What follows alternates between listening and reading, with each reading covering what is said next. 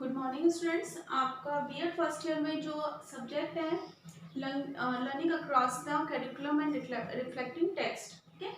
इसके अंदर कल मैंने आपको टॉपिक बताया था वैश्विक व्यापकता के लिए पढ़ने के विभिन्न आयाम।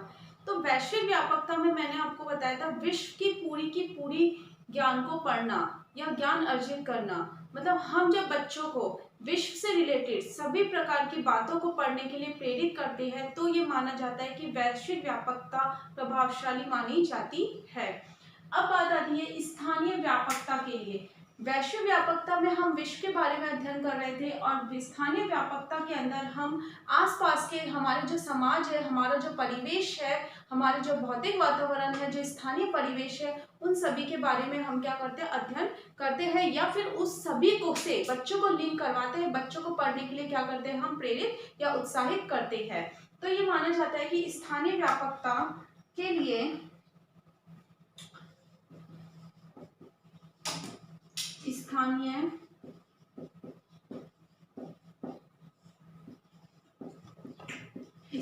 व्यापकता के लिए पठन स्थानीय व्यापकता के लिए पठन स्थानीय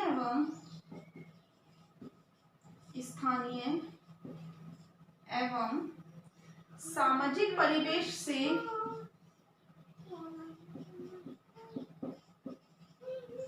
सामाजिक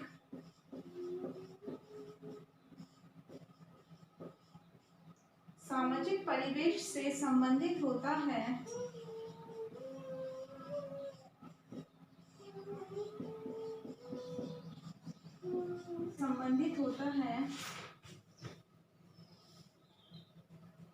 सामाजिक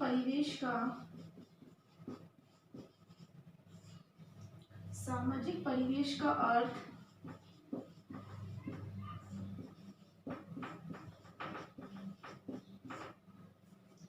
समाज में चारों ओर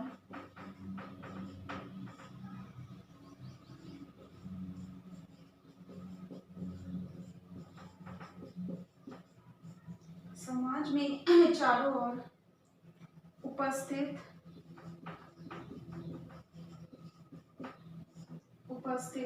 प्रकृति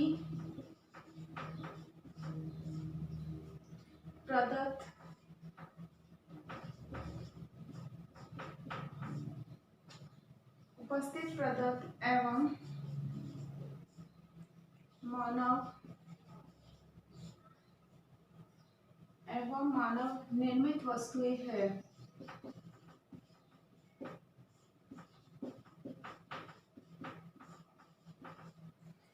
मतलब ये माना जाता है कि स्थानीय व्यापकता के लिए जो पढ़ना होता है स्थानीय व्यापक के अंदर, उसमें स्थानीय और सामाजिक परिवेश से संबंधित होता है। स्थानीय व्यापकता किससे संबंधित होता है? स्थानीय और सामाजिक परिवेश से संबंधित होता है। सामाजिक परिवेश के अंदर हमारे भौतिक, प्राकृतिक, स्थानीय सभी प्रकार के क्या आती है, वस्तुएं हमें देखने को मिलती है। जब हम बच्चों को उसके ज्ञान के लिए उत्साहित करते हैं तो ये माना जाता है कि उसके अंदर स्थानीय व्यापकता का गुण विकसित हो रहा है। ये स्थानीय व्यापकता के लिए बच्चे ज्ञान को क्या कर रहे हैं, ग्रहण कर रहे हैं, पढ़ने के लिए उससे प्रेरित कर रहे हैं। ठीक है। अब सामाजिक परिवेश, बात आती है स्थानीय तो पता है लेकिन सामाजिक परिवेश, तो सामाजिक परिवेश का अर्थ होता है समाज में चारों ओर उपस्थित, हमारे समाज में चारों ओर उपस्थित जो प्रकृति है और मानव निर्मित वस्तुएं हैं, जैसे वनस्पति हो गई, खाद हो गई, कृषि से रिलेटेड हम अगर देखते हैं तो मानव निर्मित जो वस्तुएं होती है और प्रकृति प्रदत्त जो वस्तुएं होती है,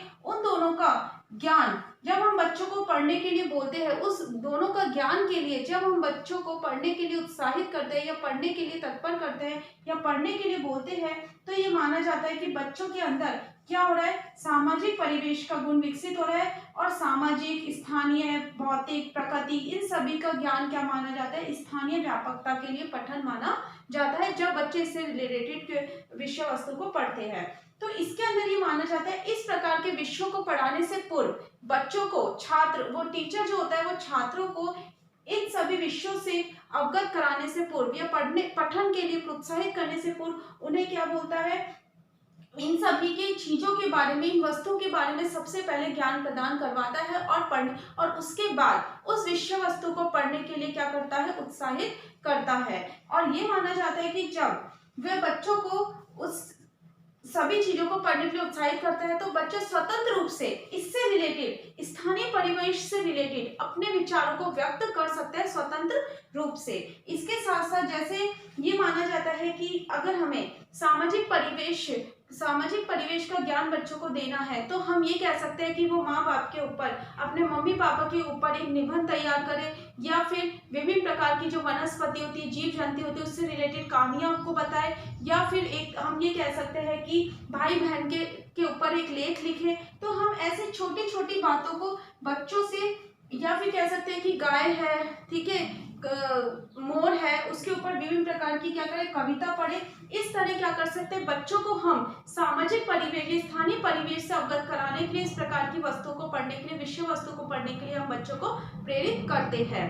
अब बात आती है उसके बाद क्या होता है कि हम उसको पढ़ने के लिए प्रेरित करते हैं। पढ़ने में प्रेरित करने के बाद हम क्या करते हैं, दूसरे दिन उससे रिलेटेड जो हमने गृह कार्य दिया है, गृह कार्य के रूप में उन बच्चों से जब हम पढ़ने के लिए बताते हैं तो जब बच्चे विभिन्न प्रकार के उनके गृह कार्यों का हम अवलोकन करते हैं और अवलोकन के अंदर जो भी कठिनाइयां हमें देखने को मिलती हैं उसको इस प्रकार से समझाया जाता है कि बच्चे वो गलती दोबारा ना करे। तो ये पूरी की पूरी जो प्रक्रिया मानी जाती है वो ये मानी जाती है कि बच्चे जब समाज में उपस्थित वस्तु को देखता है तो उसके अंदर उनके संबंध में चर्चा वो सरलता से कर लेता है। और ये माना जाता है कि सामाजिक परिवेश में बालक के पठन और वार्तालाप की क्षमता का विकास होता है।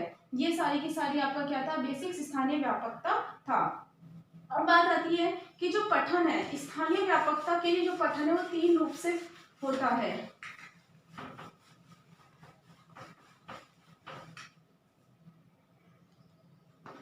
स्थानीय पठन को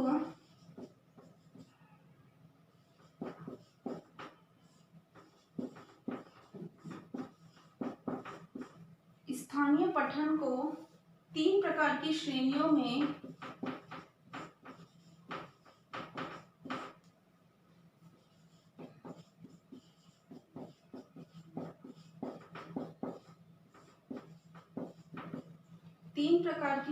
में विभक्त किया जाता है।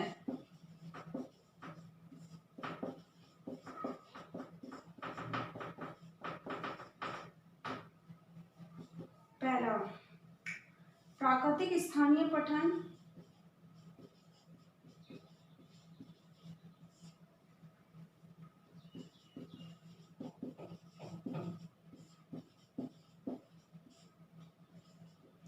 दूसरा आता है भौतिक स्थानीय पठन,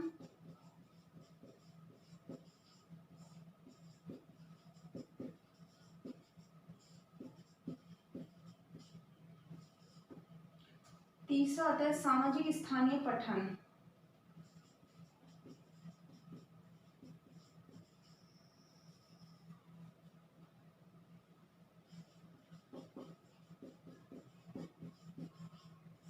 सामाजिक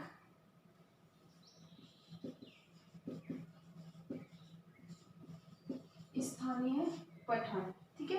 इन तीनों पठन के माध्यम से ये जो क्रियाएं हम करते हैं, पठन की जो हम विभिन्न प्रकार की क्रियाएं करते हैं उसके अंदर हमें विभिन्न प्रकार के परिवेश देखने को मिलते हैं। स्थानीय परिवेश विभिन्न प्रकार के हमें देखने को मिलते हैं। मतलब स्थानीय जो पठन होता है, जब हम पढ़ना बच्चों को बताते हैं कि ये चीजें जब बच्चे पढ़ते हैं तो उसके अंदर हम ये मानते हैं कि उनमें स्थानीय व्यापकता का विकास विकसित हो रहा है। तो प्राकृतिक स्थानीय पठन, भौतिक स्थानीय पठन और सामाजिक स्थानीय पठन, इन तीनों पठनों के माध्यम से हमें स्थानीय व्यापकता के पठन के लिए क्या माना जाता है, स्थानीय व्यापकता का पठन बच्चों में पढ़ने के लिए बच्चे क्या होते हैं, स्थानीय व्यापकता गुण उनके अंदर विकसित होता है और पढ़ने के लिए वो प्रेरित होते हैं।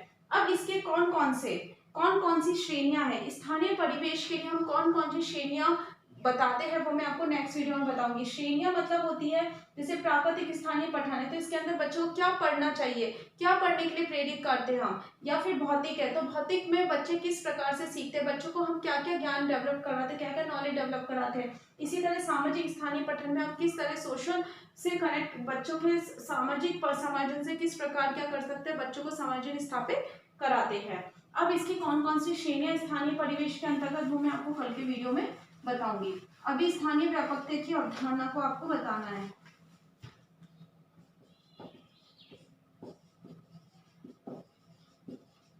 स्थानीय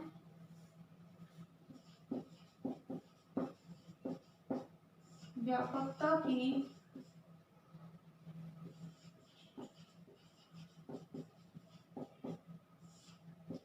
अवधारणा को